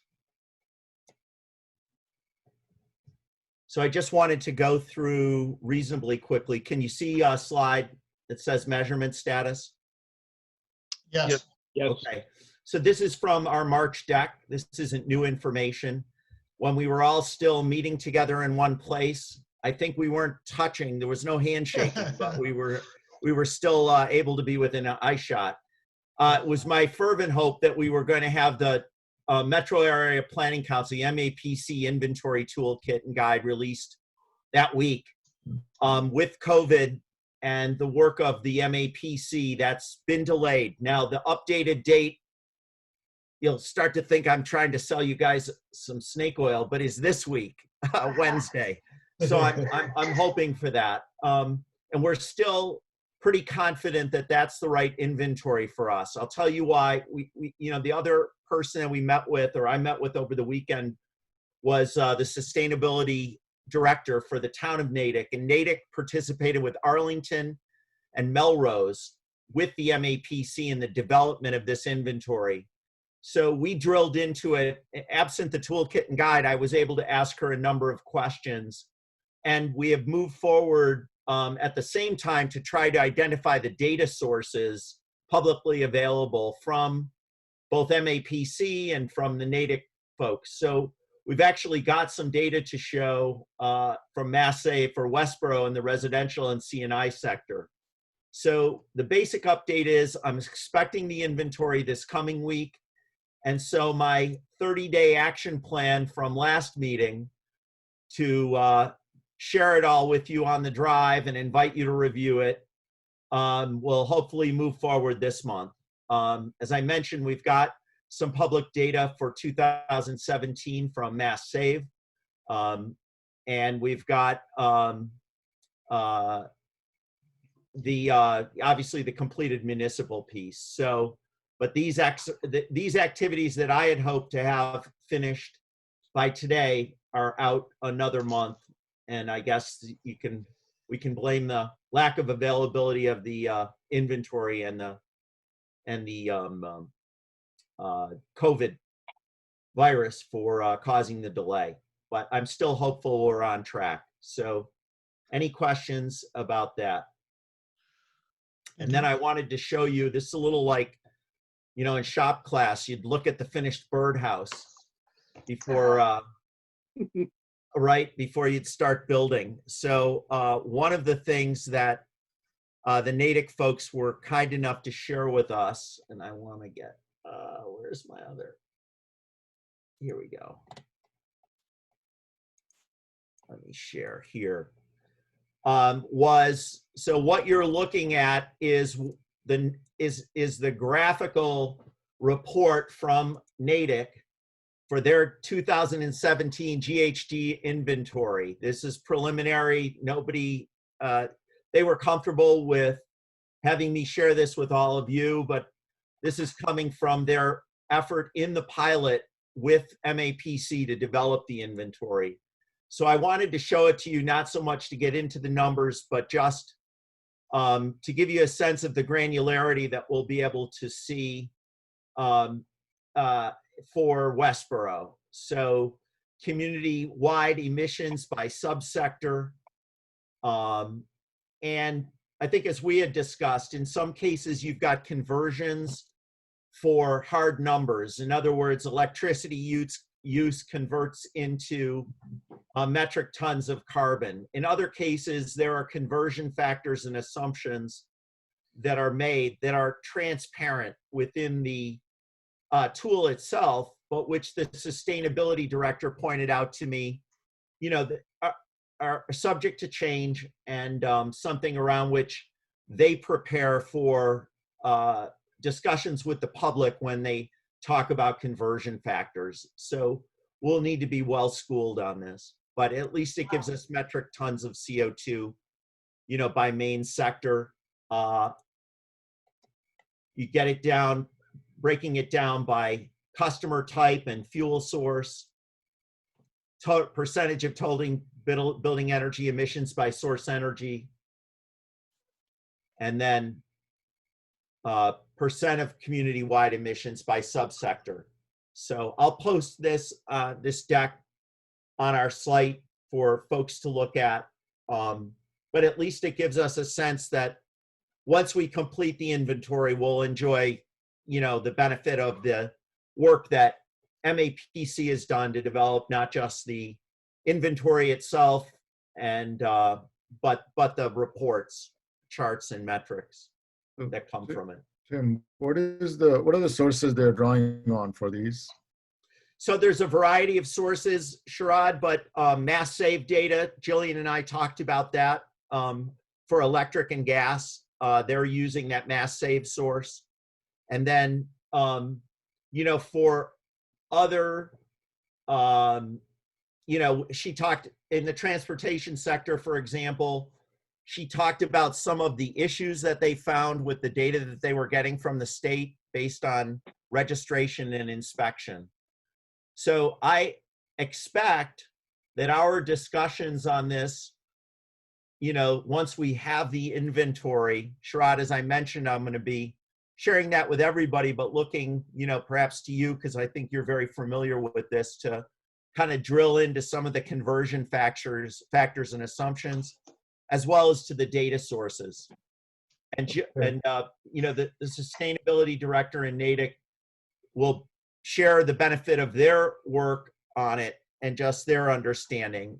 You know, and nothing's perfect. So she was candid in sharing some of her frustrations, including why the tool hadn't been released yet, because she really feels like it's ready. So Tim, I find this data interesting because remember the data that we got for Westboro for 2017 isn't nearly as granular as this. Right. So we're gonna, I think the inventory tool itself, Sharad, based on my discussion with her, will allow us to break down gross numbers and gross metrics and generate some more granular information. Right. So there'll be a lot more work there. Yeah, the mass save data is really the, as I understand it, the blue sector of this arc. So it's the residential, the C&I buildings, the municipal buildings, and I'm not quite sure what construction means. But it's that sector is what's coming from mass save. The other data comes from other sources. Okay. So any other questions? Hope to have more for you before next month, you know, this week. I think we need to look at an alternative, and we spoke about the ICLIE, you know, the ClearPath tool. So everything was reinforced in terms of the statements that I had made before about where the MAPC standards were coming from. It was all, if you say reinforced or the Natick team supported what we were being told by MAPC. How's that?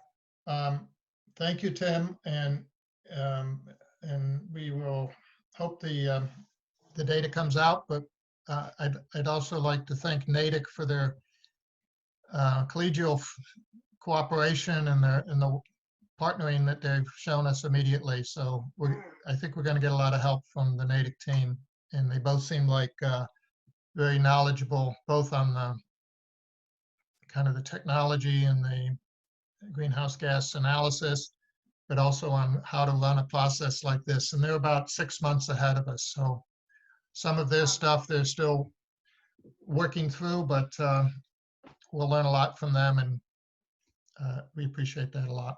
So again, their information is confidential because I don't think because of the virus, they weren't able to share it publicly and within Natick. You guys, it must be time to go home because my lights are saving electricity and just shut me out in the dark. This is all. Sitting too still. Cost saving. I know. I tried throwing something across the room during school committee meeting to see if it would but you have to actually get up and walk over and read it again.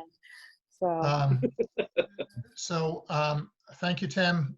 There was one other, Sharad had asked for some time. Do you want to do this now, or do you want to hold it for next meeting? What do you want to do, Sharad? I'll ask for, this is going to take like 3 or 4 minutes. I can do it very quick. Okay. So really what we have here is we got some data from Mass Save that Tim was able to get. And we really took that data and took a little bit of a close look at it. And so this is really showing Westboro's annual power consumption month by month. And it really is broken into two buckets, or divided into two buckets. One is residential and the other is commercial and industrial. And the plot on the left bottom actually shows the how much of it, the light green shows the commercial and industrial, and the residential is in the dark green up above that in the bar chart. So this is really showing that almost 80% of the electrical consumption in the town of Westboro is commercial and industrial, and the rest of it, 20% or so, is residential, which is really a surprise it was a surprise for all of us. So that's one piece I wanted to share with you. We need to burrow into the commercial and industrial a little bit more to understand whether it includes municipal We consumption. have confirmed that, Sharad. The municipal sector is included in commercial and industrial. How much of it is municipal, how much of it is commercial and industrial is something that you need to. So if you look at the pie chart on the right, it's like 70-some percent, 75% or greater, almost 80% is C&I. Yeah. Of that 80%, 3% is municipal, and Right.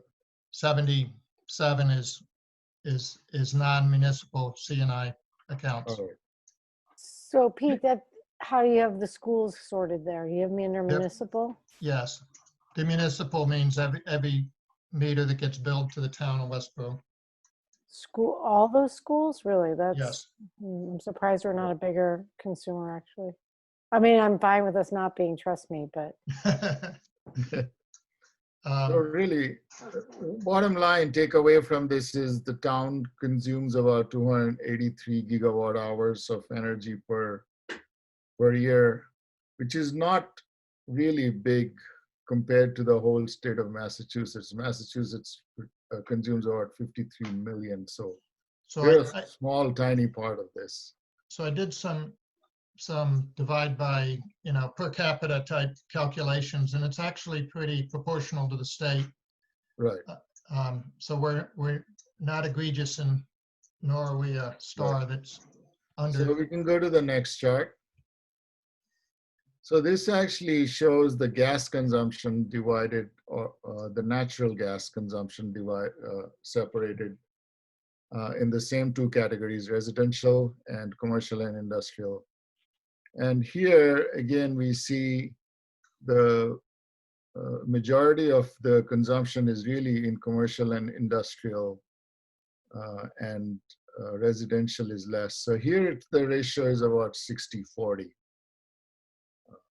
And again, we need to burrow down deeper into this to figure out which of the segments within the commercial and industrial are the big energy consumers here.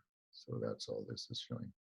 And the last thing is this chart. Really, I'm showing we took the total energy consumption for the town and tried to figure out if we aim for, let's say, a 10% solarization, or 10% of the energy could be produced by solar energy by the town itself. This is just an arbitrary case picked up by me, and 10% is a good number to scale. So for the total town, the total number of panels, I calculated that and all that, and really based on the type of solar panels that are available, at least even the solar panels that are on my house since the past year or so, if we scale up using that, we'd be needing roughly, if you look at the last line at the bottom, and these are high efficiency panels, so it'll be about 25 acres. And Pete actually looked at some other sources, and he found that the typical land area used would be about 3 to 3.5 acres per megawatt, and our requirement is more like 18 megawatt plant capacity for 10%. So we'd be looking at like 70 acres or so maximum, and let's say 35 acres or so minimum. So that's the range in which, so it's a number to start with, and to be able to go to, if we go to consultants and experts, we would have at least some numbers worked out back of the envelope type, and know what to expect when we sit across the table to discuss it with. So the two points. One is the acreage at the bottom is the square footage of the panels. So the acreage of the panels, not the land use. Not the full land, yes. Yeah, and typical experience used to be 5 acres per megawatt, and now it's down to 3.5. The other point I wanted to make was, one of the ideas I was hoping that would work out was that we could build solar farms and roll it into the community choice aggregation. Obviously, that isn't going to happen because we have to cut this contract within 3 weeks or so.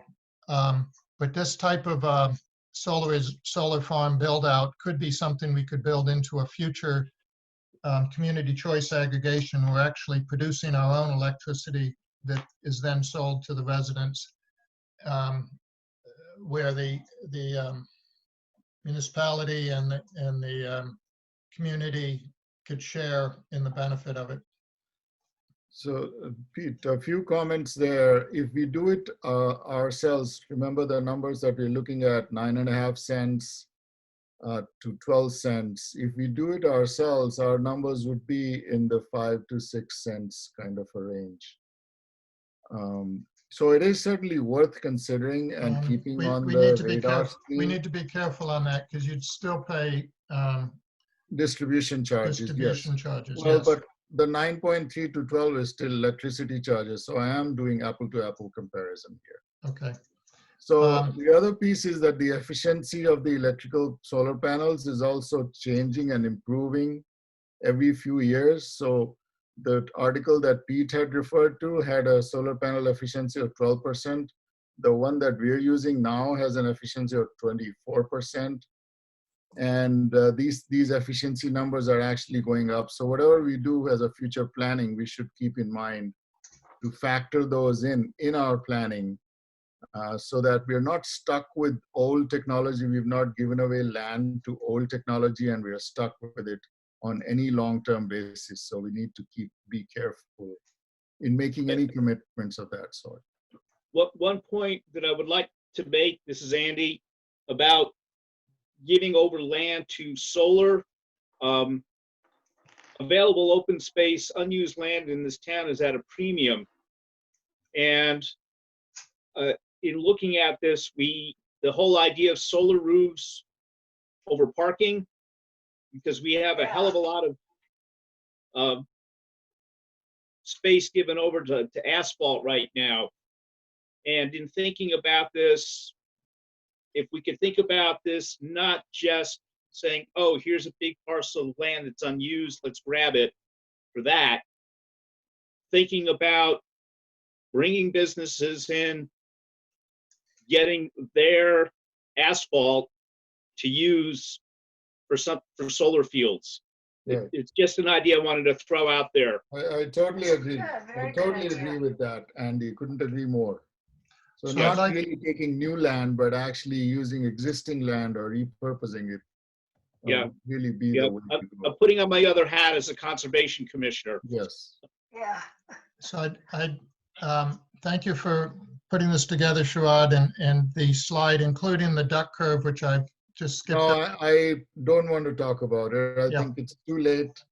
And I think this is enough for an initial introduction. Yeah, and the discussion we were just starting to have is a good example of the discussion that we would need to have on the selected candidates, where we really scrub them down into detail and Agreed. look at Agreed. timing and Right. specifics. Right. Remember, So- there are other zero emission sources that would also get into the mix. So this is just one example. Yes, thank you.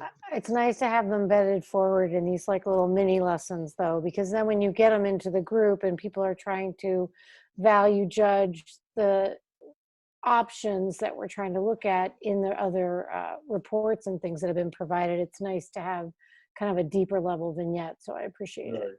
Yes, thank you. Agreed. Anybody else have anything they want to put on the table before we, looks like Amber is totally in the dark there.